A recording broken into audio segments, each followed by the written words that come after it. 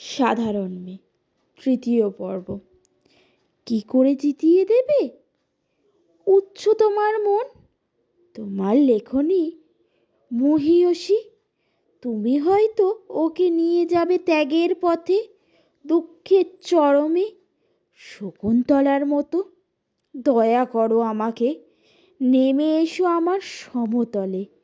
বিছানায় শুয়ে শুয়ে রাত্রির অন্ধকারে দেবতার কাছে যে অসম্ভব বর মাগি, সেই বর আমি পাবো না, কিন্তু পাই যেন তোমার নায়িকা।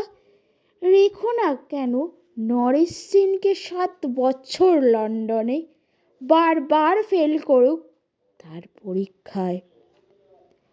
আদরে থাকুক আপন উপকামণ্ডলীতে। ইতিমধ্যেই মালতী পাশ করুক MA কলকাতা বিশ্ববিদ্যালয়ে।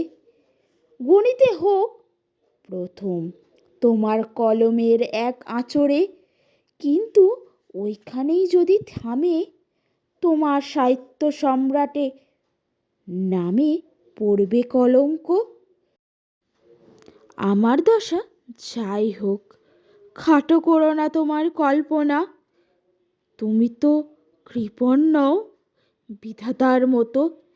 মেয়েটাকে দাও পাঠিয়ে ইউরোপ, সেখানে যারা জ্ঞানী, যারা বিদ্বান, যারা বীর, যারা কবি, যারা শিল্পী, যারা রাজা, দল বেঁধে আসুক ওর চারদিকে।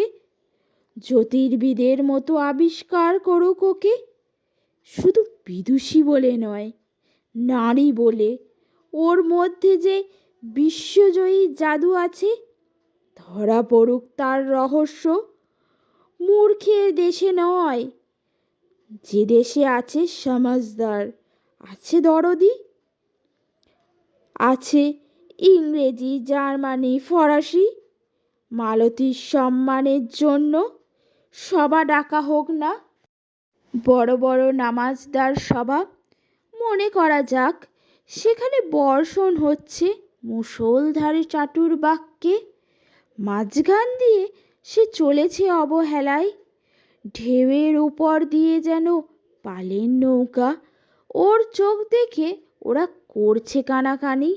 সবাই বলছে ভারতবর্ষের সউজ্জ্বল মেঘ আর উজ্জ্বল রৌদ্র মিলেছে তার মোহিনী দৃষ্টিতে।